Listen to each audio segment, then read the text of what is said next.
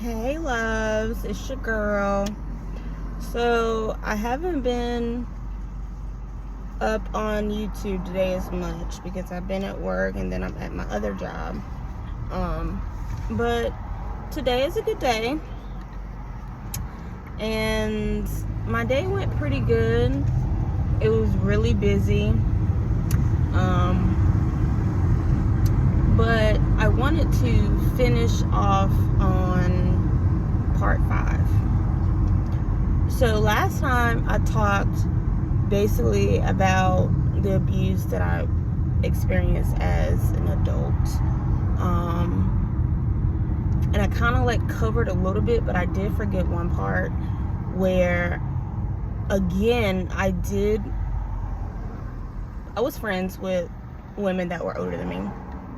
And I ran away again, but not to my mother this time, because I didn't want her to get in trouble. And this is my birth mother I'm talking about.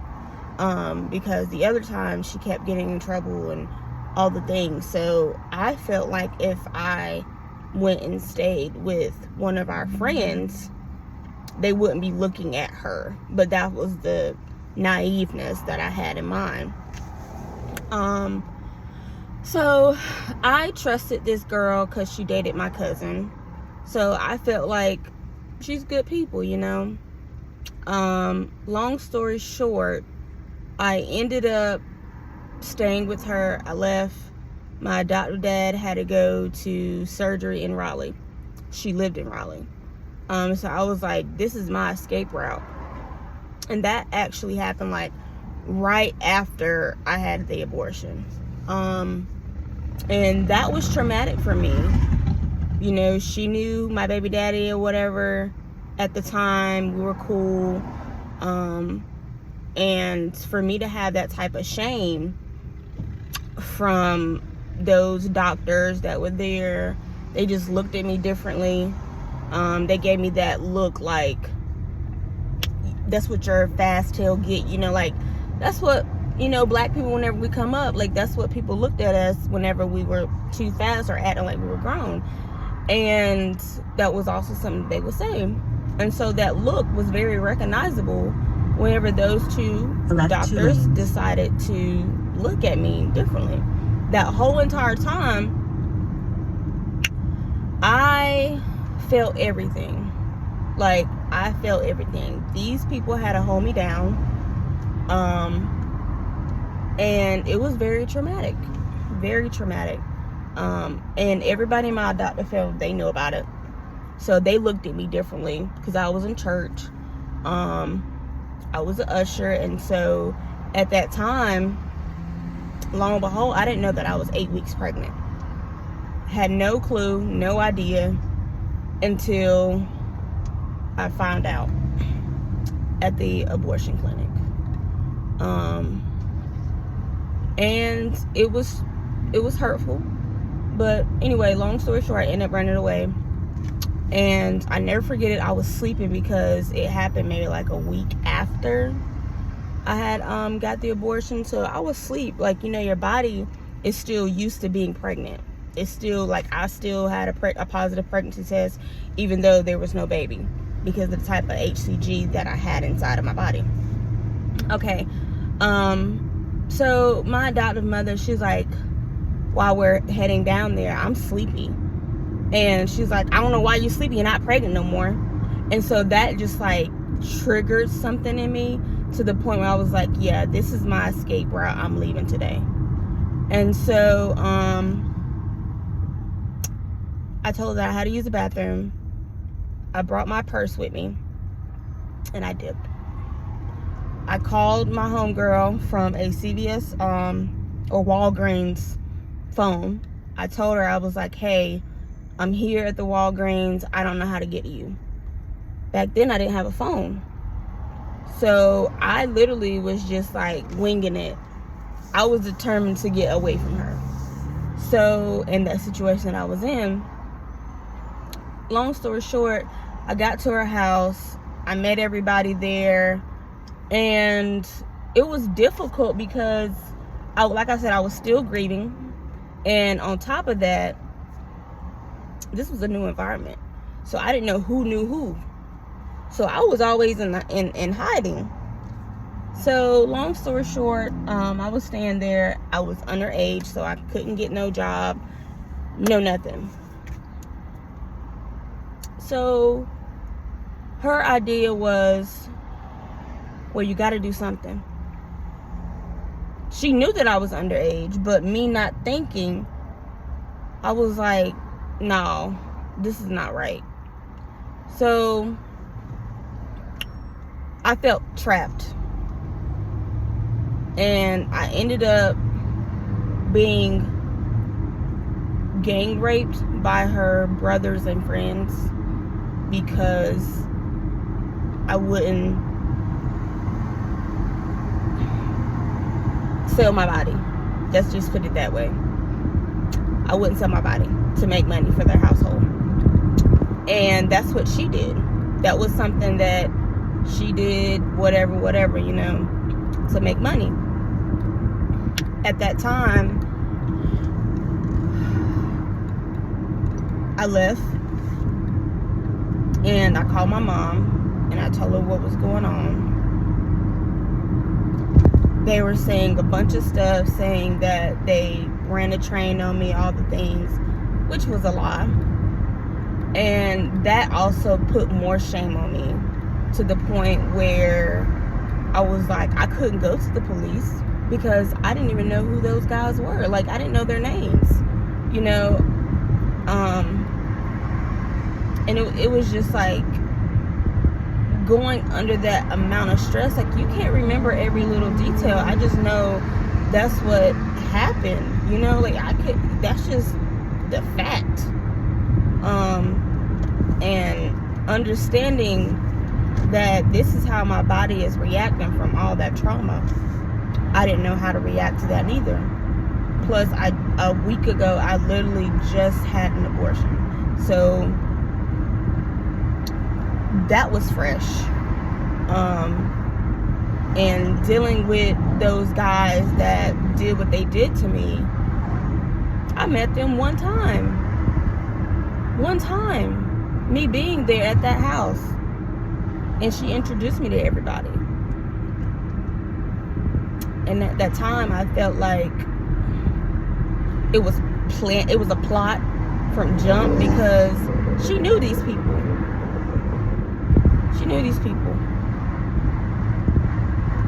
I know her name because she was familiar, but I met her aunt, I met her brother, I met his friends. I can't even tell you their names, and that's sad. But it may be because of a traumatic experience that I endured, so I kind of blacked out. Which could be, I don't know. But I do remember these things that transpired. So, long story short, I ended up leaving. My mom came, got me. Long story short, we ended up getting called by the police officers. So I went back to my adoptive parents. They sent me away. And I felt, I don't know the right word to say, but I felt like I let down my child, because I ran away for other things, but I didn't run away when I found out that I was pregnant. And maybe that would never happen if I would have ran away. And as I got older, I started noticing, I was just like, you know what?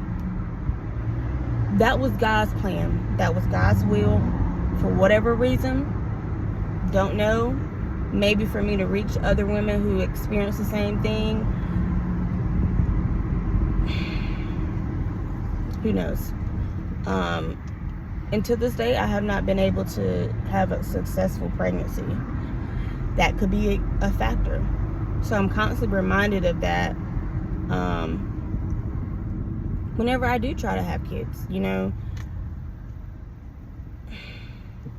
But that's also another thing that I'm able to speak about with other women too, infertility. it's so many things that I can speak on based of my past.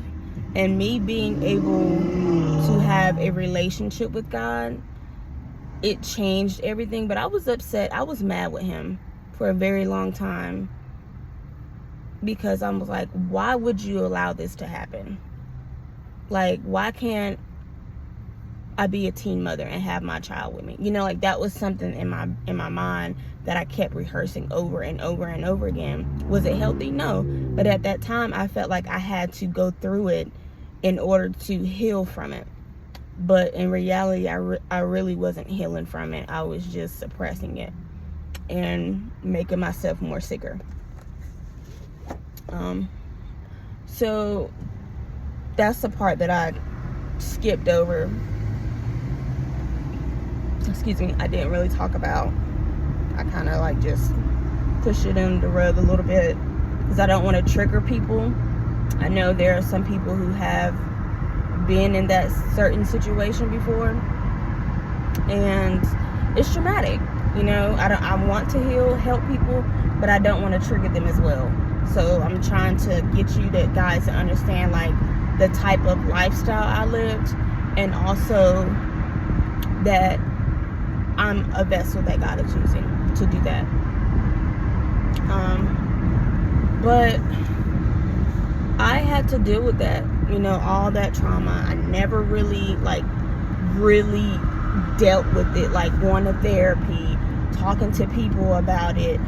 That caused me to start drinking and smoking and doing what I was doing, you know, because I was trying to numb that pain that I was dealing with. Because at the time, I didn't feel like I could talk to anybody that could potentially understand without any judgment of what I was dealing with. Like, I felt like I never got any justice in anything that ever transpired in my life. So I used to hold stuff in and just keep it together.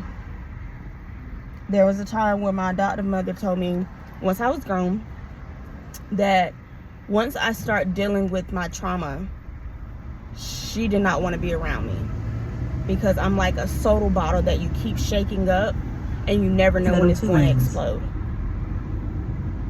I didn't know what that meant at that time, because I thought she was being funny based on all my trauma that I did endure. I'm like, okay, God, this is what I'm dealing with. So I just had to focus on my healing process. I didn't start focusing on it until 2 years ago.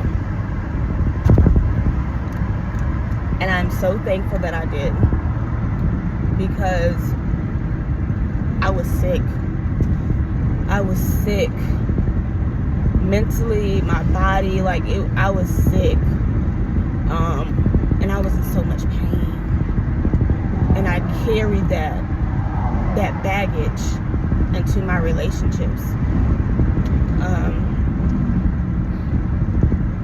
And I'm still working the nooks and crannies out. I'm still, you know, getting it situated or whatever. But in all hindsight, I have to remember that I am human and I'm not completely healed. And God is helping me in that area, so I'm able to be that vessel to help those that are in need or who are lost like me. But He's also teaching me to be able to speak about it, and that's something that I struggle with. I struggle because I wasn't always a talker. I never really talked about my issues. I never really expressed how I was feeling inside. I turn right. And so it pierced a hole in me. It pierced a hole in me. And I didn't know how deep that hole was until it was in my face and it wouldn't move. Right. Turn right onto Marsh Oaks Drive. And I had to deal with it. So I'm so thankful that I did, because now I'm able to do this. a mile, turn left onto Marsh Reach Drive. It's so hard to really heal in areas when you're not willing to heal in those areas. Like me, I did what was required of me, but I didn't work the program. I went to sessions. I was like, oh, okay, cool, no problem. I'm here. I took some of the notes. I did whatever I did. But as far as applying it to my life, that was a no. I did not do that. Because I felt like it wouldn't work. The people that hurt me, I needed them to say sorry. And that's what kept me in bondage. I kept wanting those people to say sorry. But it didn't matter how many times they said sorry, it never would have healed those areas because I had to forgive them. Sorry or not. Onto Marsh Reach Drive. I had to Then forgive take the first them. right onto Folly Island Court. And when I forgave them, that was for me. It was not for them. It was for me. So I was taking my power back. I was able to heal properly. I was able to do what I needed to do in order to be a better person and not hold this baggage File, the destination is on your right. around. Like that just, it wasn't fair to me or anybody that was in my circle or wanted to love me because I was pushing them away due to my trauma. And I'm thankful that I'm able to do those things now and say, okay, this is what I want to do. This is it. Destination is on your right. And I didn't want to. By all means, I did not want to. But I had to. So I'm going to put this on pause. And I'll come right back. Because I got to get out and do what I need to do.